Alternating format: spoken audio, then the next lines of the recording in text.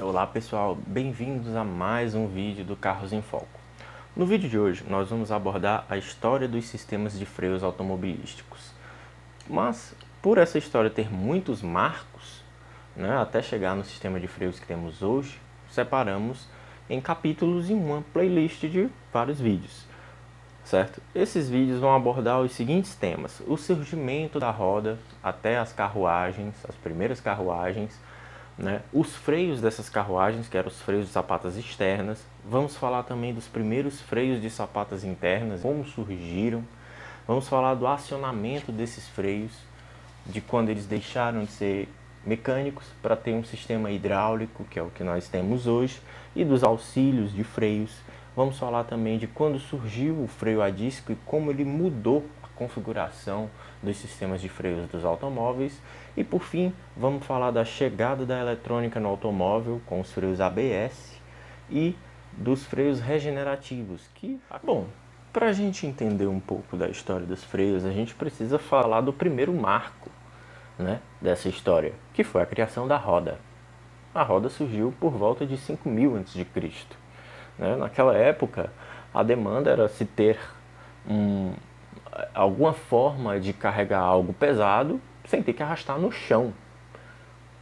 Quando as rodas surgiram, logo surgiram os primeiros meios de transporte, pequenas carroças e as carruagens, que eram destinadas a reis e majestades e pessoas realmente importantes para aquela civilização da época, E eram meios de transportes rústicos, as rodas eram fixadas em eixos inteiriços, totalmente desprovida de alguma tecnologia ou ciência.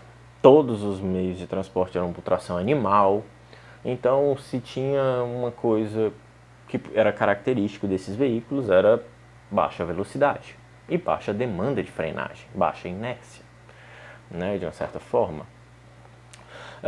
O surgimento dos freios apareceu quando muitas dessas carruagens em viagens precisavam enfrentar declives.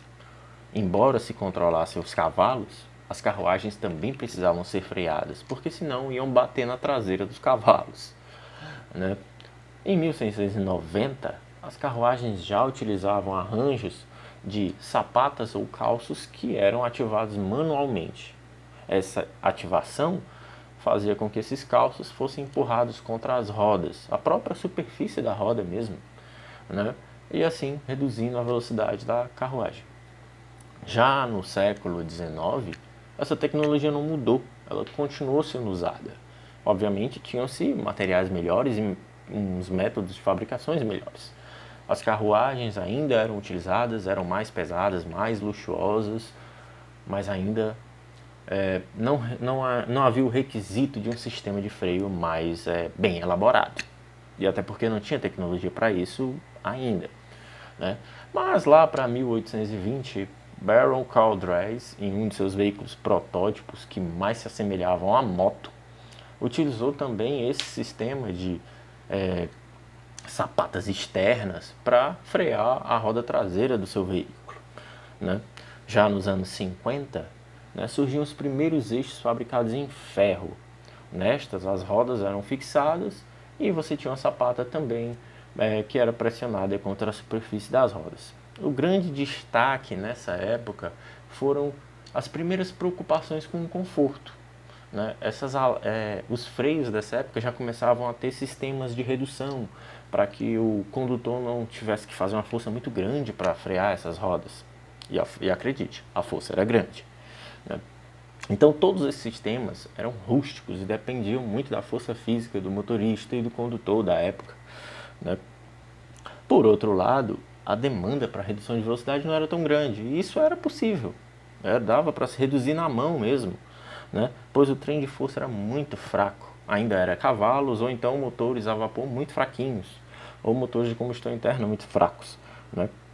Assim, os automóveis que dispunham apenas de freios nas rodas traseiras. Não havia necessidade, pelo menos até então, de freios nas quatro rodas. E a maioria deles também eram acionados mecanicamente, por cabos e alavancas. Então, mesmo depois de muitos anos após a invenção da roda, as carruagens e os primeiros automóveis ainda utilizavam o mesmo método de freio. Força física do condutor era fundamental para poder controlar a velocidade do veículo. Porém, naquela época, ainda podíamos dizer que era compatível, porque as velocidades eram muito baixas. Por outro lado, mesmo sendo um sistema bem barato, bem fácil de fabricar, havia um custo de manutenção, porque as rodas também se desgastavam, porque eram atritadas contra as sapatas e havia desgaste, né? Bom, o que podia se dizer é que esses sistemas rústicos de freio ainda foram utilizados até o fim do século XIX. Em 1885, Gottlieb Daimler apresentava um de seus primeiros automóveis, certo? E utilizava freio de sapato nas rodas traseiras. As rodas eram metálicas e eu tinha sapatas que eram forçadas contra a superfície das rodas. Eram alavancas, mas não mudava muito do conceito original. Já em 1886, surgiram os primeiros carros capazes de transportar mais de um passageiro. Então aí eu já tenho uma demanda um pouco maior, porque eu já tenho um pouco mais de peso, tenho um pouco mais de inércia. Eu preciso de algo um pouco mais potente para frear. O Daimler Motor Carriage e o Benz Motocar foram exemplos de carros que apareceram com freios nas 4 rodas e motores de combustão interna. Eles basicamente eram muito parecidos, porém o Daimler era derivado de uma carruagem e o Benz era concebido totalmente para ser um automóvel. Mas como a gente pode perceber aí, a demanda estava aumentando. Eu já tinha motor de combustão interna, eu já tinha um pouco mais de peso, eu já tinha que carregar mais pessoas, então havia-se uma preocupação com segurança. Eu precisava de um novo freio. Foi aí que surgiu, paralelo ao freio, às sapatas externas, um freio chamado freio de cinta. Bom, a princípio o funcionamento era o mesmo. Eu tinha uma superfície rotatória, uma peça rotatória, e eu tinha uma peça fixa que atritava com a peça rotatória para reduzir sua velocidade. A peça rotatória não era mais a roda. Eu tinha uma peça só para funcionar como freio. E o nome dessa peça é tambor. E sim, ela é o mesmo tambor que a gente vê nos freios de hoje, só que usado de uma forma diferente. Nesse tipo de freio, a cinta é tracionada contra o tambor, reduzindo a velocidade desse por atrito. Ou seja, o princípio é o mesmo. Essa configuração começou a ser preferida porque tirava justamente da roda uma outra função, que era servir de atrito. Em um momento em que as rodas já começavam a ser calçadas com borracha rígida ou pneus de câmara de ar, que eram notavelmente mais confortáveis, né?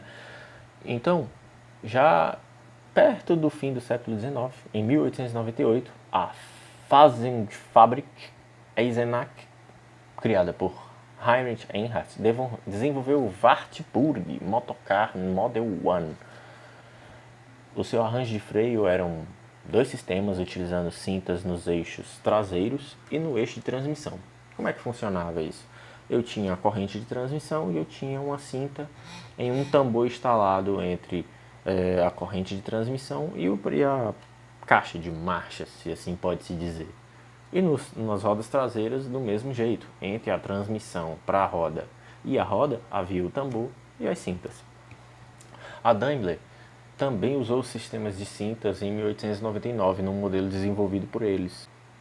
No caso, esse veículo ainda utilizava rodas de borracha rígida, mas no mesmo ano veio o Daimler Phoenix, que curiosamente usava rodas metálicas calçadas com borracha rígida e tinha freios de ainda mantinha os freios de sapatas externas. Um arranjo bem justo, bem feito para a época. Porém, ele tinha um detalhe. Um desses freios era acionado pelo pé. No caso, o freio da transmissão era acionado pelo pedal e eu tinha um freio de mão que controlava as sapatas das rodas traseiras. Ou seja, o que a gente viu aí? Que mesmo utilizando sapatas externas, os freios já começavam a se moldar para o que nós temos hoje. Já começou a aparecer nomes conhecidos como tambor, né? Já não havia, as sapatas externas estavam entrando em desuso para se usar algo com a superfície de atrito maior, que eram as cintas. Fim do século XIX, mesmo usando um sistema rústico, o sistema de freio do automóvel começava a ter a cara que ele tem hoje. Então é isso. Eu acho que nesse tempo a gente já conseguiu ver como foi que começou todo o sistema de freio e a gente já consegue identificar alguns sinais que mostram como o freio chegou a ser o que é hoje, né? Então, esse vídeo fica por aqui. No próximo vídeo vamos falar mais da história do sistema de freio, tem muito mais coisa para falar. Eu agradeço se você ficou até aqui. Se você gostou, dá uma curtida. Se não gostou, dá dislike. Se quiser estudar mais sobre o assunto, dá uma olhada nos links que eu vou deixar na descrição. Vai ter o link desse artigo do vídeo que está no site. E vai ter também as referências para esse artigo, que também é referência para esse vídeo. Certo? Então, dá uma olhada também na nossa página do Face, do Instagram e no Twitter. Dá uma seguida lá, curta e compartilhe. E até a próxima.